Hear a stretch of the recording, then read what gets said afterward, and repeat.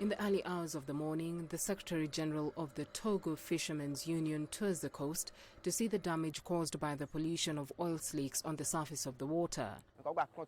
You'll see that there is oil on the sea, which is why the water looks the way it does. The big boats have dumped the water they use to wash their tanks into the sea. This is an operation that should be carried out on the high seas, but the waste is found close to the coast. This kind of situation means that the fish die in this area, which prevents fishing.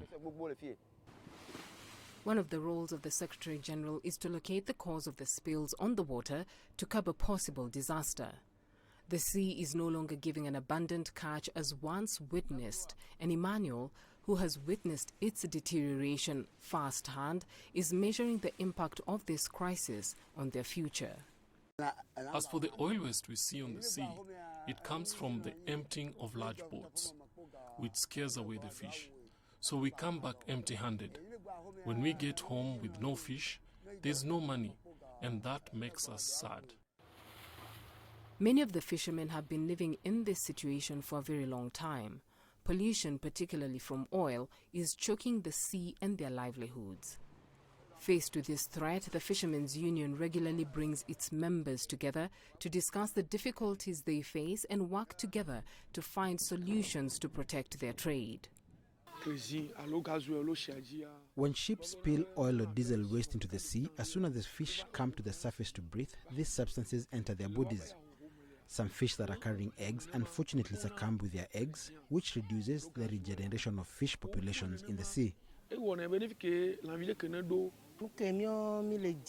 During our union meeting, we discussed our expectations of the authorities regarding our fishing port. We want those in charge to take the necessary steps to ensure that things run smoothly and to make the essential improvements to our daily lives at the port.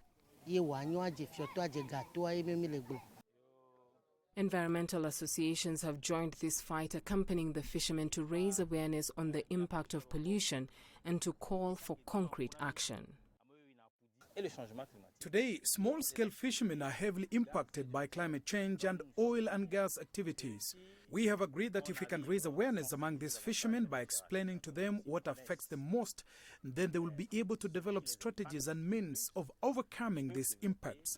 In this way, they will be better off to adapt to climate change or lobby the government for appropriate solutions.